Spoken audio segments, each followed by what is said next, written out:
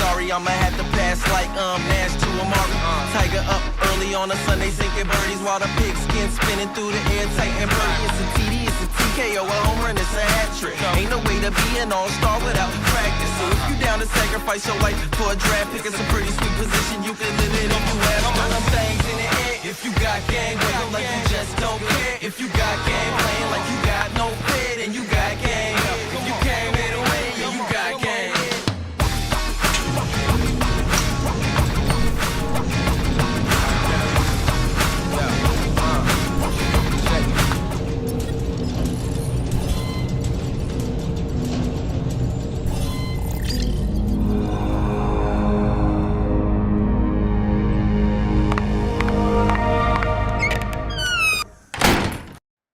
And hello, everybody, and welcome to Local Music Somewhere, where we basically travel the globe and we spotlight the things that are happening in those music scenes, and we look for artists that are creating with purpose and helping push culture forward.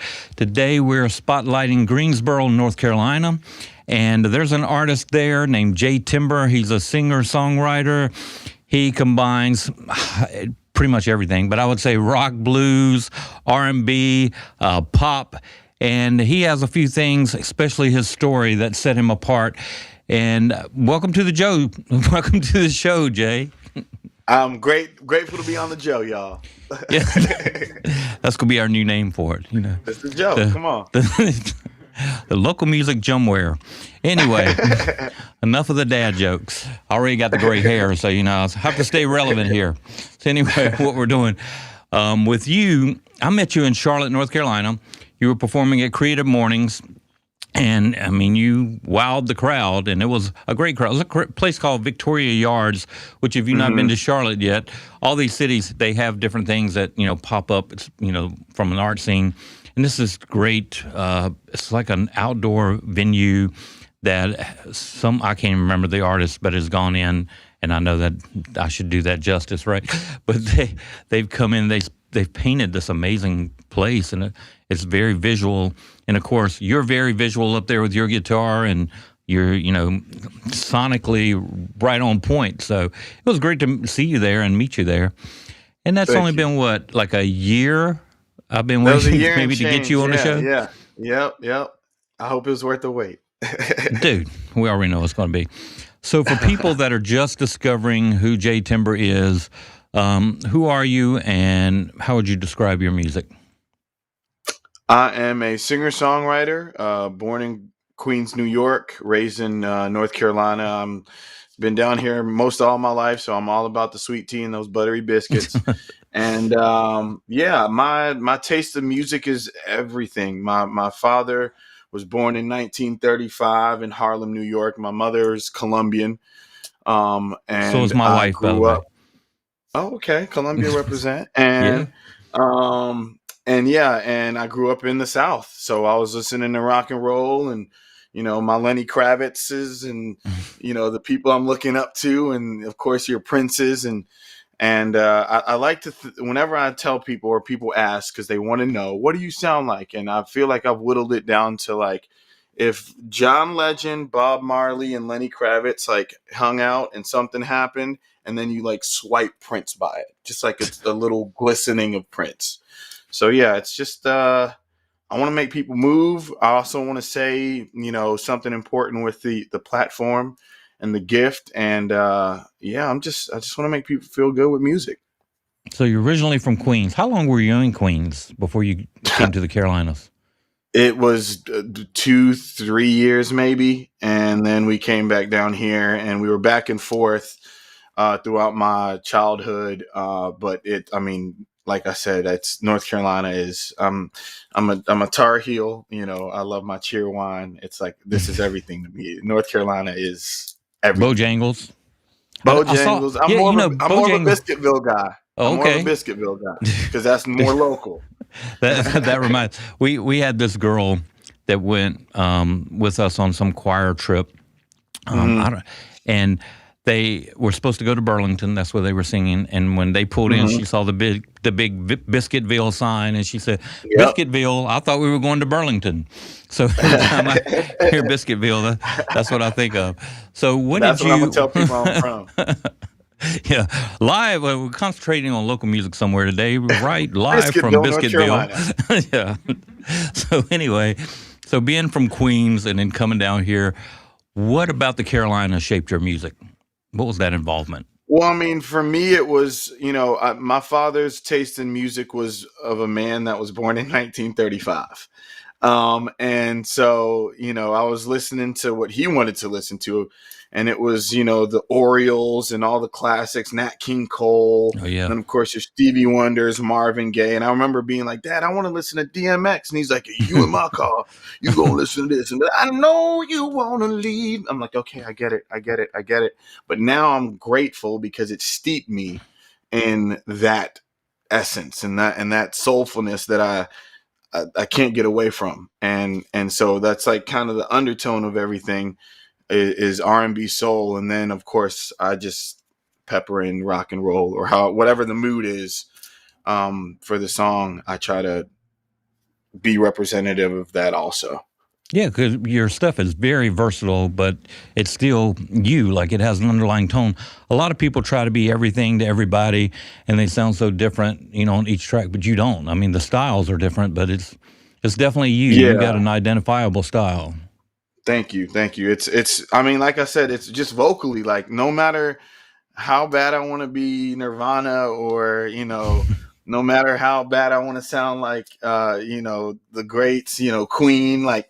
I'm not gonna sound like that. So vocally, I'm always gonna be an R&B touch, and that's why I say John Legend, because that's kind of what started my whole thing. People were like, JT, you sound like John Legend, and I was like, what? Okay, let me lean into that. And over the years, I've been able to now, like, I started off mimicking, and I feel like we all do as musicians. We find a style that we like, and we kind of make it our own. But now, over the years, I've been able to like on the fly, like take myself in and out of different artists that'll give it different tones, but it'll always be my vocal tone. Right, and that's what you do. We call it vocal personality.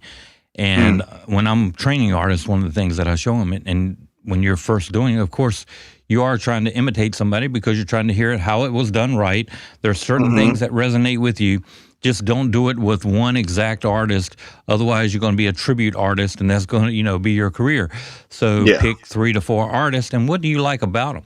And what is your tone, and how are you adding something? When I hear Prince, I hear some James Brown, I hear some Little Richard.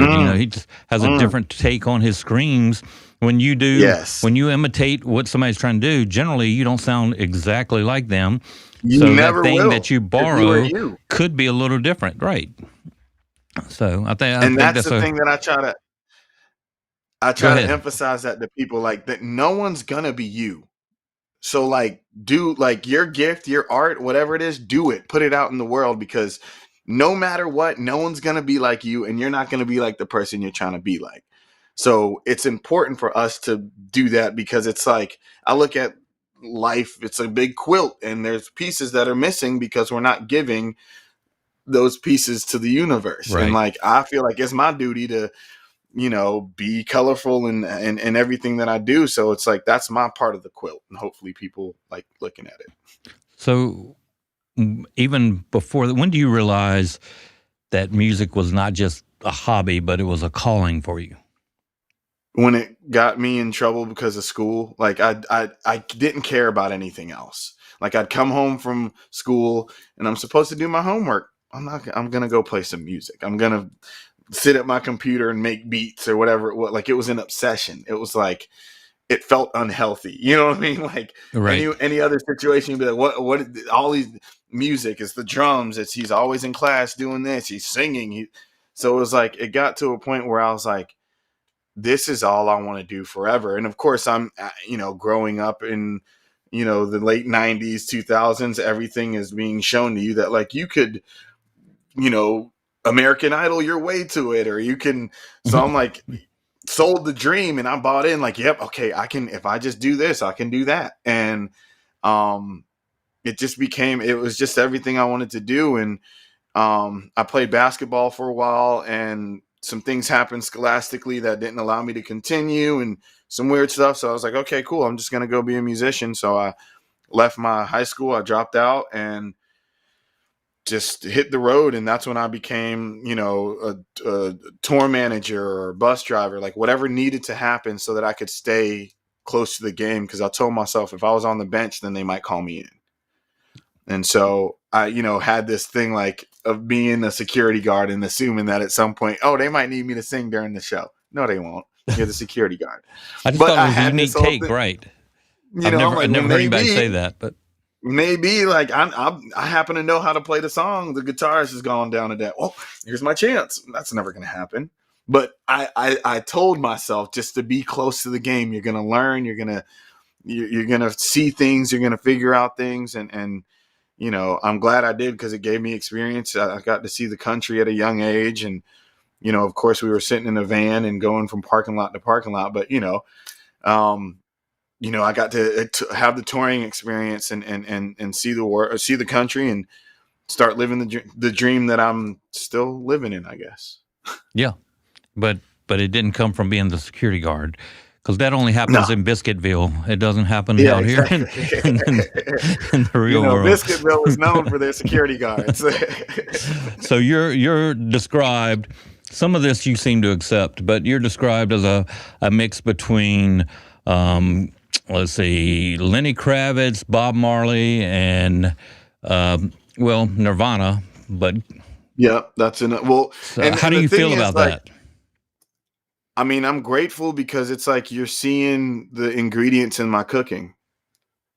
Like it's apparent enough to where you're like, okay, I could see where this is coming from. Because I'd be stupid to say that I'm pulling from nothing and creating this art. Like, no, I'm, just like most people that may not want to admit it, but we're all impressionable and we see things and we get excited about it. And then it's like, well, how do I make it me? How do I say something like that? And like I always say, like, I do a bunch of cover gigs around town, and I'll be like, man, this is one of those songs I wish I wrote. And it's like, what would it be like to be in that position to create such a thing? So now, like, I'm gratefully in a place where I can create my own music, and I can put myself in that position and in those places and write, I could write the guitar part, the piano part. And now I'm able to do all the things, and it's like cool to see what that feels like and hopefully inspire other people. Cause honestly, I mean, I can't read or anything. Everything I've done is by feel. So it's like, hopefully it shows people like, hey, if you feel it enough, you too can do it. So yeah, that was actually one of my most popular reels, is when we were talking about what is the difference between reading, or reading music, or just feeling or playing by ear. Yeah. And it does intrigue people, and you do have, it seems, more freedom for a lot of people when they do it by ear. But when you know a lot of the stuff, you're able to create some things that you might not have been able to think before. So I see the benefit to both there. But when it comes to your influences, do you have different influences when it comes to your writing as opposed to your playing guitar, as opposed to your singing? Are they pretty much the same for all aspects of that? Now I'm pulling from everything, because I'm learning that there's answers in everything, like in nature, I'm reading more. If you would have told 15-year-old JT that you'd be hungry and thirsty for books, I would tell you you're insane. But now, as I'm older, I'm understanding that, like, in order to output, I have to input. And so, like, I can draw inspiration from, writing styles of different, authors or I mean, it's just I'm trying to constantly be in a flow state and always be looking at everything as inspiration and pull from it all the time. Well, as your inspirations, you told me, a couple of them, Lenny and of course Prince. I mean, those are guys that they had a lot to pull from. It's life experiences. It was their reading habits, just like world travel. and all the things Yeah, that you you watch see any it. video behind the scenes on those guys, and you can find a lot on Lenny.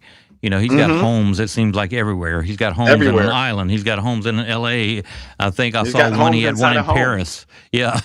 You know, and so when you see like he has a special piano that looks like no piano you've ever seen. He keeps it in his Yep. I don't know if it's a condo or an apartment or whatever in Paris, Hmm. or if it's an actual home. But you would never see anything like that. He went somewhere to find. So very Yep. eclectic. And it's because you're able to pull from so many influences. I think one of the biggest issues that does keep songwriting way too simple is just lack of where you pull from. You Yeah. know, if you only know And three things in knowledge. your life, You're only going to talk about three things. And the thing yeah, is, like, also like getting out of the comfort zone and getting out of your city. And like, there's so much like, and ultimately in the travel, you're going to realize that no matter how far out you go, it's all still the same somewhat and in some matter. You know what I mean? Like, yeah, you have to go out to other cities and other places to be able to understand why the things are like they are at home.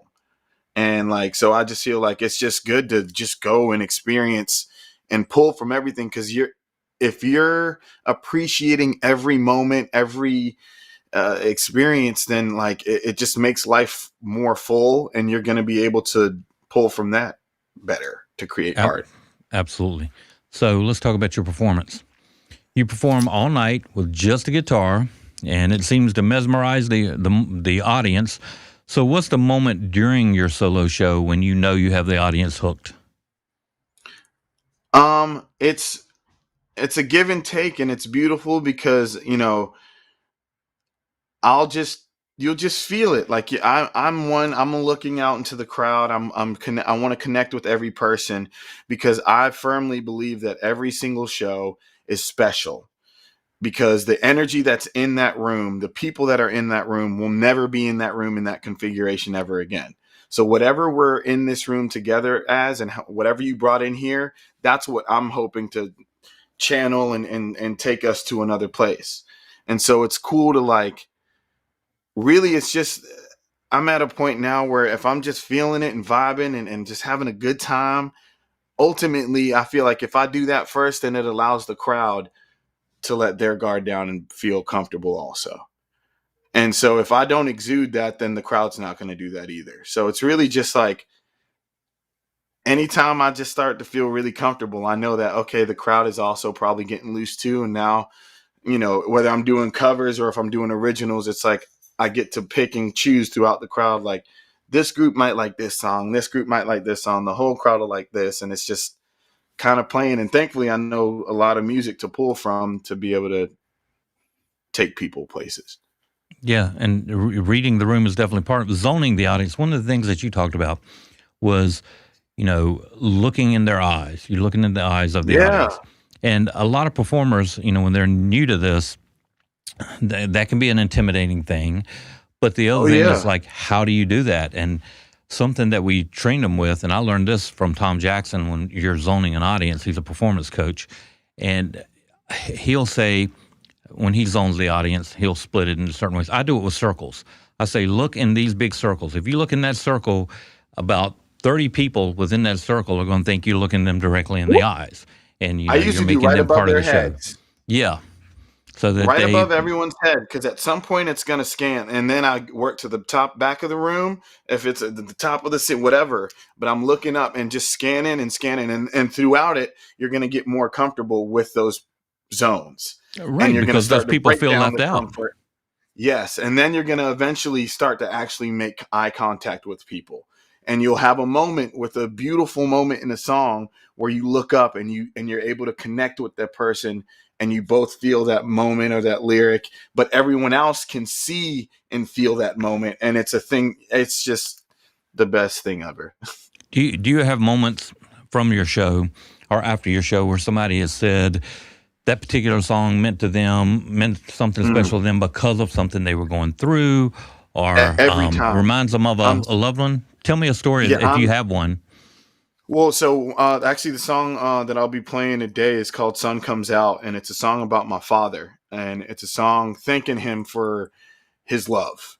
And unfortunately, I'd lost him, and it'll be 10 years ago in August now. And I was reluctant to play the song, but then in playing it, I started to see other people that had that connection, and having that feeling and knowing what it's like to lose someone was something that then like piqued this whole thing in me to where I was like, oh, feelings are the thing that I don't know how loss came to you. I don't know how, but you know that feeling also.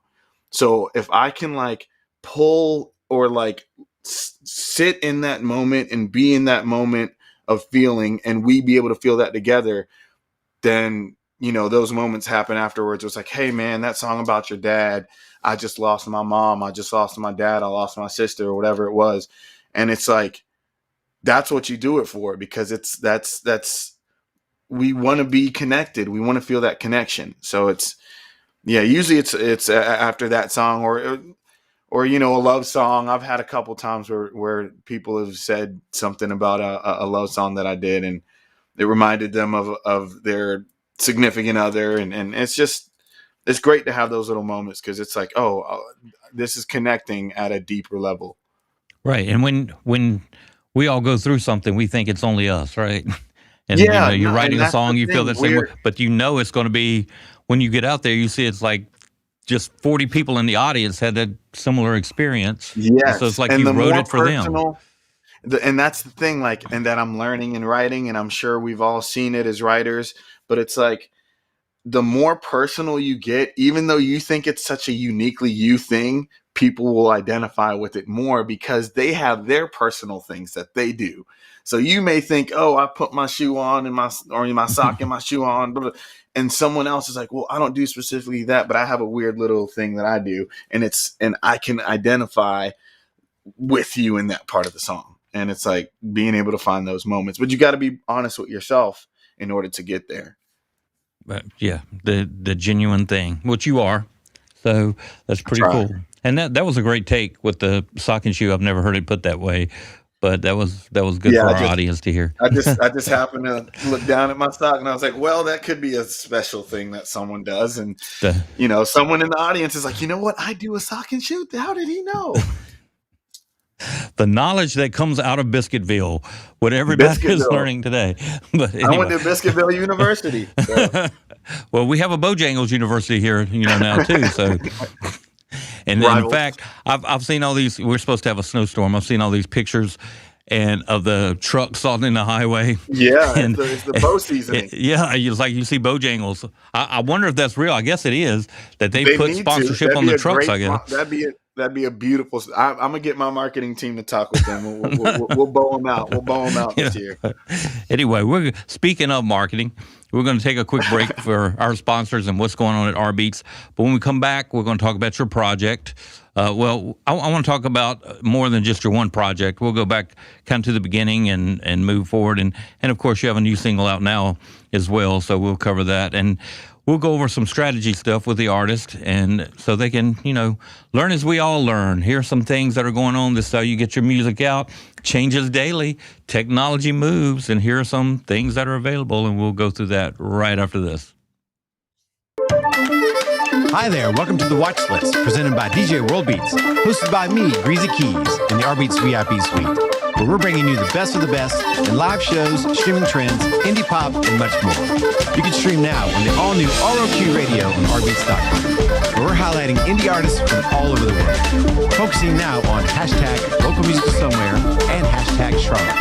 This month, we have artists that have earned cross-pollination into more than one stream, and we are proud to announce all the streams that our favorite artists have dropped on.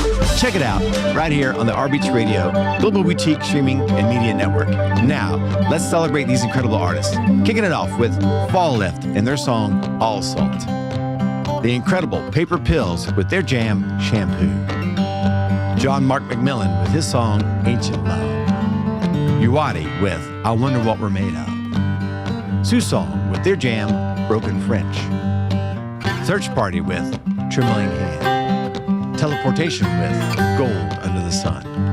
Chris Tapp of the Cold Stairs with Standing Against the Wind. Tyler Bryant with his jam, Mama Like to Rock. Noga Erez from Penny Lane with this song, Against the Machine.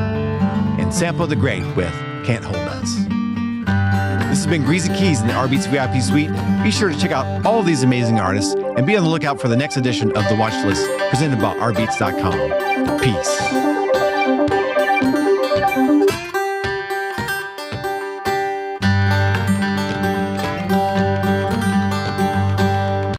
And we're back here in our beats. We're coming from, well, I'm in Charlotte, but we're focusing today on Greensboro, North Carolina. And our guest is the amazing Jay Timber. I mean, that sounds like a pretty dramatic name, actually. I'm a little dramatic. I it's funny because I always thought I was going to be in the NBA. And so, you know, when I played basketball, when you drop a three, like Timber, and I was like, okay, so I'm just going to stick with that.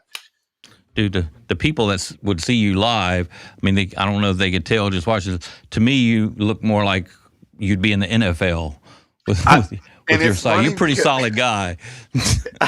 It's so funny because I literally was talking to my wife about this. I was like, I still see myself as a little bird chest, chicken leg kid. Yeah, and then I'm like, wait, I'm 210, 6'2". That's a cornerback in the NFL. Okay, I'm a big guy. All right. So something about, well, this is a place they can go see all of that, is your social media. We'll cover that again at the end, but tell them where they can find you on social media. J Timber Music, letter J, timber like a tree falling down, music spelled normally. I just, that's, most of my stuff is on Instagram. I have a TikTok, but I don't have the capacity to, it's just, it makes my brain hurt. And I'm like, I can make my brain hurt by myself. So I stick to the Instagram stuff. I'm also connecting it to Facebook and everything, and pretty vocal on Instagram. And just, trying to brighten people's days with posts. Yeah, well, you do a great job, and you have, when I look at your followers, because I always check not just your numbers and things like that, check content, obviously, but I like to see who follows, and you have like John Tosco, or Tosco Music follows you, Music Everywhere, which are the people that put on Confluence, here in Charlotte, North Carolina. You got Backspins. So, that's a DJ Academy. You have a pretty solid, of course, the Dream Maker, Terry Hudson from R Beats. Yes, he follows you as well. So yes. Yeah, but you have a pretty solid following in addition to your music fans. So people see what you're doing. It's great. Yeah, I'm very grateful, and really it's just I'm leaning more and more into Instagram and being, creating a community for my people to be able to find refuge in and the craziness that's going on the internet. So yeah, just, my main goal is just to be a light. So hopefully that comes through on the gram. Well, dude, you are a light. You are an inspiration. And I mean, by the way, congratulations. I think you're like 6 years sober now, as a matter of fact. It'll be 7 years in April. 7 years in April. Yeah. And in a day and age, especially the music industry, a lot of people have so many struggles, and you faced those demons and you overcame that. And I want to talk about that. I want to talk about that because the name of your latest full project, which I think was like 2023, 2024. 2023, yep. And it was basically inspired after a friend told you to drink the music. And what does that phrase mean to you? Okay, so I haven't really said who the friend is. He's a musician. He's a virtuoso. His name is Charlie Hunter. He's played with, look him up. He's phenomenal. He's a guitar wizard, if you will. And I had been kind of just following him and coming to his shows, and we were doing a show at my studio that I was working at. And so hanging out, I'm drinking, partying, watching him. Great show, blew my mind. It was the most amazing thing ever. And after the show, I went up to him and was like, hey, man, Charlie, man, it was a great show, drunk. And he was like, yeah, man, thank you. Appreciate it. And then he goes, and he grabs me. And he's like, I've seen this story before, kid. And I was like, what? He's like, I've seen this story before, kid. He goes, drink the music, man. Drink the music. And I was like, and it hit me like a ton of bricks because of who he is and who he's worked with. And, he must see something in me that I didn't see in me at the moment. And that was, that was March 25th, 2019. And I literally told myself, all right, that's it. I'm done. I'm a drink. I need to get drunk on the music. Like I've everything that I've done up to then was just, raw talent, no practice, just being, it wasn't refined. And I told myself, like, I got to take this seriously because I have this gift, and people that are doing it, that are further down the line, are telling me like I need to get it right. So that was it. And I've been sober ever since. So it was an immediate thing. There was not like a beginning struggle. No, like I've tried to quit before, but this time it just, I want this. Yeah. And not only that, but like, I just want this to work. I want the music thing to work because so many told me it wouldn't. And it's working. Like at the end of the day, like I'm in it. I'm in my dream. I'm able to sustain myself financially through music.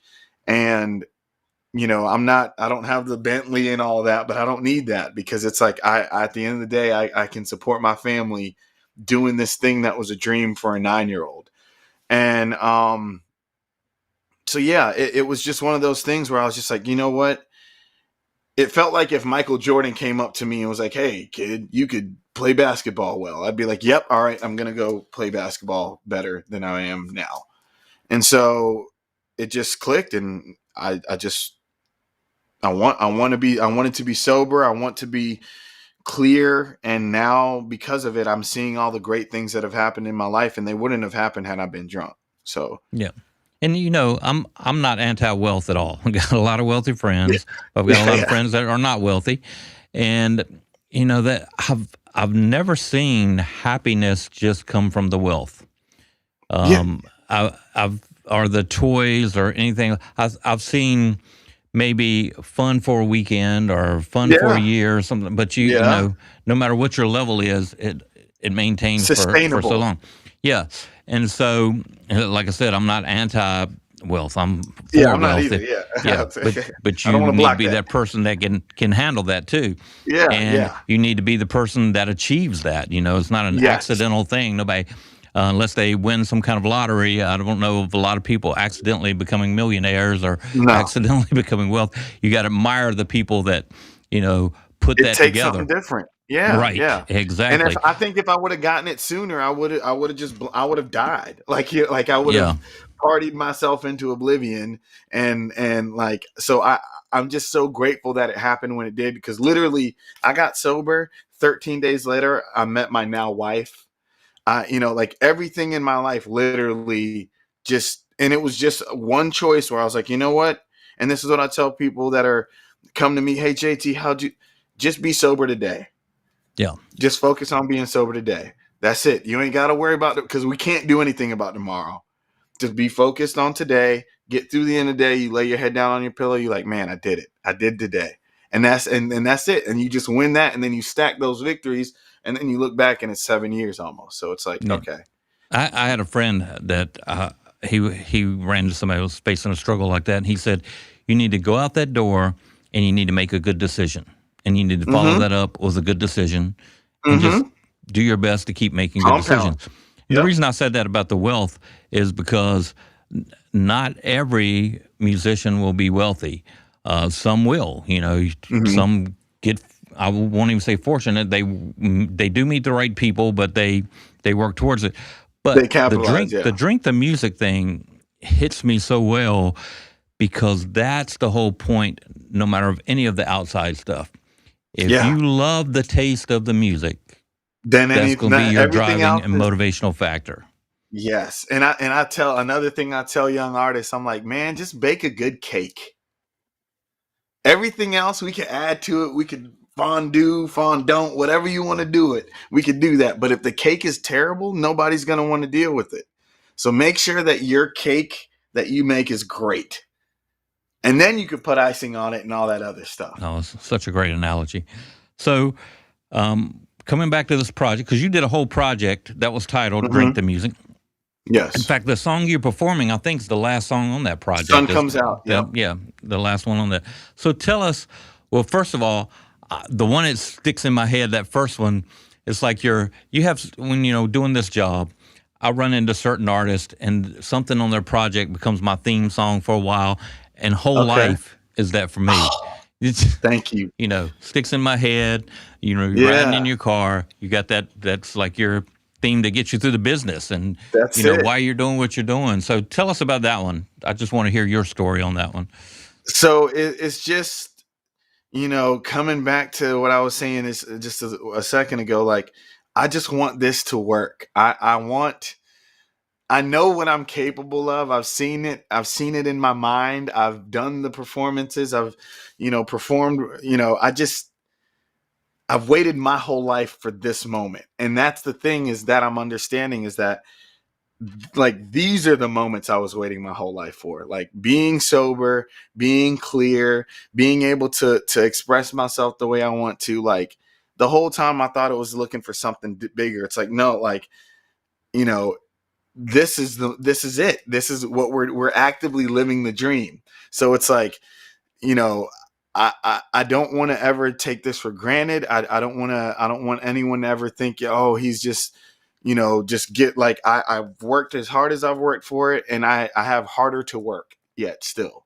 And I'm just grateful, like, for this opportunity. Cause I mean, at the end of the day, like, I don't have to be this. I don't have to have this stuff. And I have it, and it's a thing that I dreamt of, and now I'm in it. So it's like, I've waited my whole life to be able to perform, to be able to do it with the confidence that I once dreamt of. Like, now I know if a song comes on, I could pick up my guitar and just start playing along with it. Or at any moment I could just start singing and make a room feel something. So it's like, Oh yeah, this is it. You have your own feel. Even where you started, this might be the first thing you ever came out with, but it's definitely a unique take, and it's your own thing. I'm assuming is your guitar skill on this as well, but was Billie Jean. You were talking about influences. We got Prince, we got, Nirvana, Michael, yeah. we got Lenny, but you have Michael, as your first thing. And of course, it's your take on that. So was that your first release? No. So I have, I released some stuff back in 2000 and, gosh, it was 2010 now. Is that your self-titled Yeah. debut? Self-titled. Yeah. I Yeah. was being tongue in cheek at the time, thinking I was, like, funny, like, oh, it's called self-titled. No, it's not J Timber. It's self-titled. It's called self. Silly kid. But yeah, self-titled was the beginning of it for me. Like, I've just known from forever that I was doing the all right thing. You know what I mean? Like, but I knew that me emulating a Billie Jean. I mean, it's funny because before I got into Prince, I was all Michael, because I could only dance, I could only sing. And then I started picking up all the instruments, and now here I am at 37, and I was like, dang, I wish I would have spent more time thinking about, or, focusing in on Prince, because that's ultimately who I would love to, sit with for an hour and talk about music. But yeah, I mean, I pull from my inspirations heavily, and, like, ultimately now I'm just in a space of, like, taking it through my filter and seeing what comes out the other side of that filter. And thankfully it's enough of its own thing to where, people want to hear it. Didn't you get that because was it Joey Barnes that produced this? The guy from Dog Yeah, Tree? Joey Barnes produced. Yeah, he produced that. I was playing a show in Hot Topic in the Greensboro Mall, and he happened to walk by and was like, "I'm signing you to come with me. I want to record your record." And I was like, "What? Okay, cool. This is awesome." And we were off to the races, and it's just been, I've been trying to keep the dream alive ever since. So. And didn't you have a song in a commercial as well? Yeah, Did we had yeah, on that record, on Self-Titled, I had a song that was picked up for Allstate, Allstate commercial. And it was funny because when I wrote the song, it's called the You the La La song. And I wrote it. I call it my cutest song I've ever written. And I wanted it to be in a Toyota Prius commercial, because I envisioned this like cutesy sound to it, so people could check that out when they get a chance. But I just thought it was funny, and ended up being auto insurance instead of the car itself. So Very cool. And now, when you're out and you're playing, how do you stay in touch with your fans when you're not in front of them? Instagram has become everything. I've kind of leaned into it, like I said. That's usually the best way to keep in touch, because it's directly to my phone in the moment, and I'm, for the most part, as long as people aren't saying something weird or being racist, I'm quick to respond. Yeah. Well, do you do an email list yet? No, I don't. But that's actually, now that I've started this marketing agency, I've seen all of the blind spots that I've been driving with for all these years, and I'm revamping my website. I'm creating an email list, like all the things that I should have been doing this entire time that younger JT thought he could just muscle his way through. Younger JT or any younger artist, I mean, they hear the word email, and that's, it sounds very boomer, or it sounds like something that's older that nobody's using. Important. However, it is the data that you need, and it's like ringing somebody's doorbell or being able to knock on their door, and they give you that, and sometimes you're giving them something in return, a PDF or a song or whatever it is. Whatever it is. But in that, the reason that is so important is because when you're on these social platforms, not only do sometimes they go away, obviously, like a Periscope or a MySpace, but even the ones that stay and maintain, they seem to slow you down in the algorithm after you get attention. I would have to have a marketer tell me more about that, but when you're getting this attention, you need to start pulling them towards you in a list that you own and not a list that you rent. And when you're on social media, you're renting that list. And this is how you stay in touch with them when you're, coming in concert. That's what we used to do in concert promotion.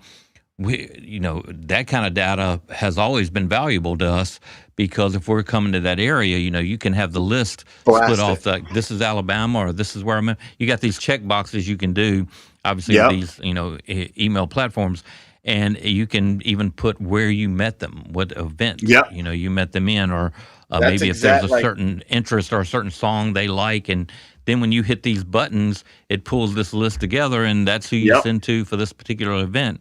It's a great thing. And also the superfan platforms, and there's a few out. My favorite right now is Even, which is even.biz.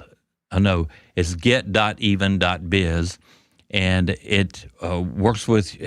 It's like you're almost a pre-launch before you go to streaming with what you're doing. But it's something every artist, I feel, needs to know about.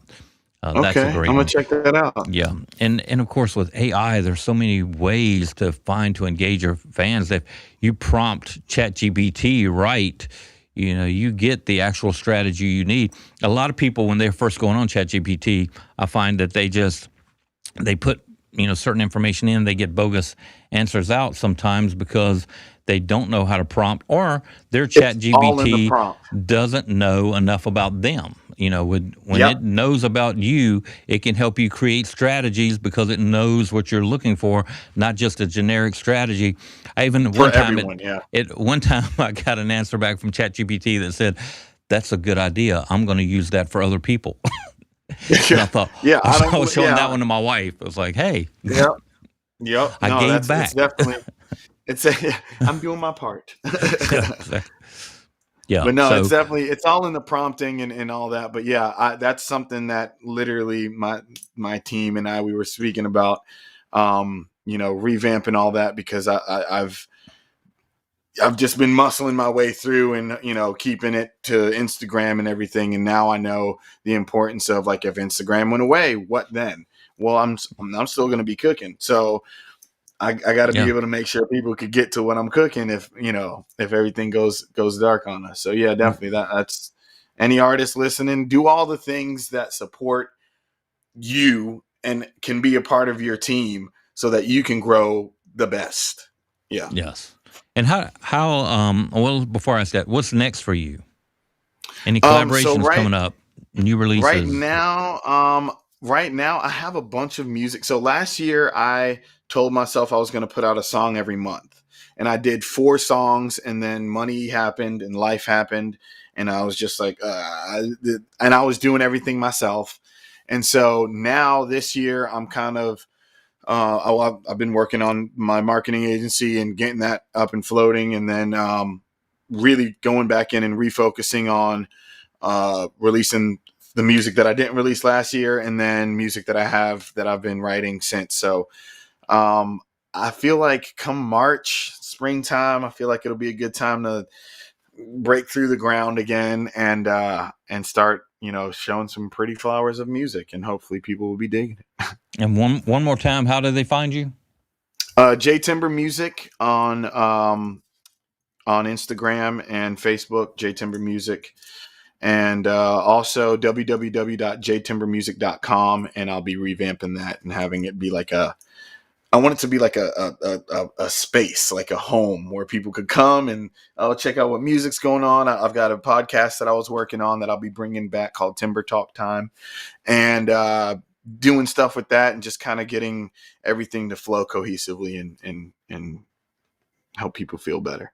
It sounds pretty great. Well, let's make them feel better right now. You got a song? Yes, I've got, this is Sun Comes Out. From the Drink the Music project. From Drink the Music, yes. And here he is, and well, kind of the remote version of the Heartbeats VIP suite, J Timber. Sun Comes Out. All right.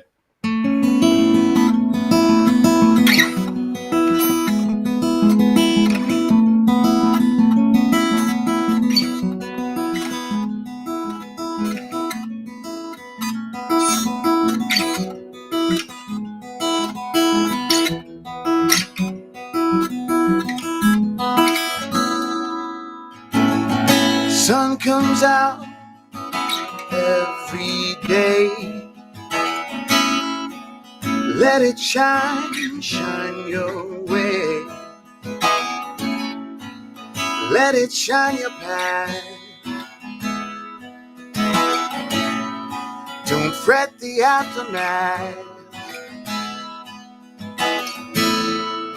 So every time the clouds come,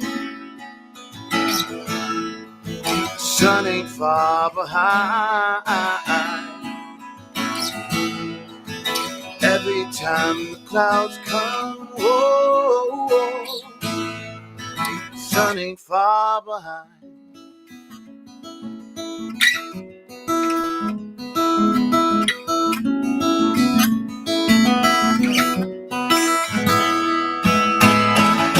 My father told me, one hand don't clap, to move forward, can't take steps back. We've only got this life to live. When you're said and done, are you proud of what you did? So every time the clouds come,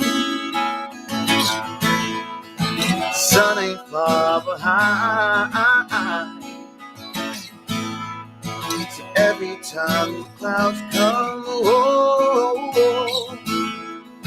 sun ain't far behind.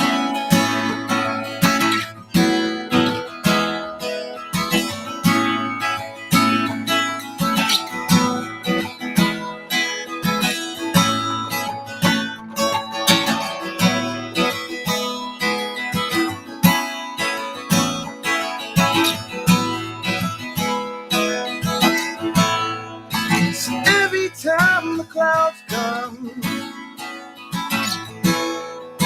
sun ain't far behind. Every time the clouds come,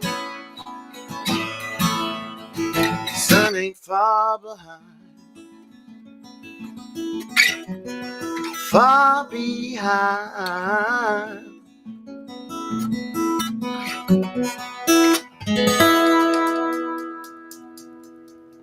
the incredible, the soulful Jay Timber. That's pretty amazing, my friend. Thank you. Thank you. And so make sure that you go and support his music and see him when he's out and about, whether it's Greensboro, Charlotte, Raleigh, or Biscuitville. Make sure you find out where this talented artist is. And, I want to thank you for being on the show. I know it took a while for us to make this happen, but you know how I am, man. I pursue artists I feel are worth it till we finally get it. I appreciate it. Thank you. And of course, we'll see each other in person pretty soon, sometime this year. Indeed, definitely. And for the audience, you hear this story, maybe you have a story that we want to hear. You see my Instagram there, Dreammaker TH. It sounds very King James English, Dreammakereth. But Dreammaker TH, I would love to hear your story, or contact them at Our Beats. Let us hear your music. Let us hear your story. You could be one of the next guests here on Local Music Somewhere. And of course, tell your friends about Our Beats. And don't forget to share and hit the subscribe button. And until next time, when we come back to you with Local Music Somewhere, much love and see you then.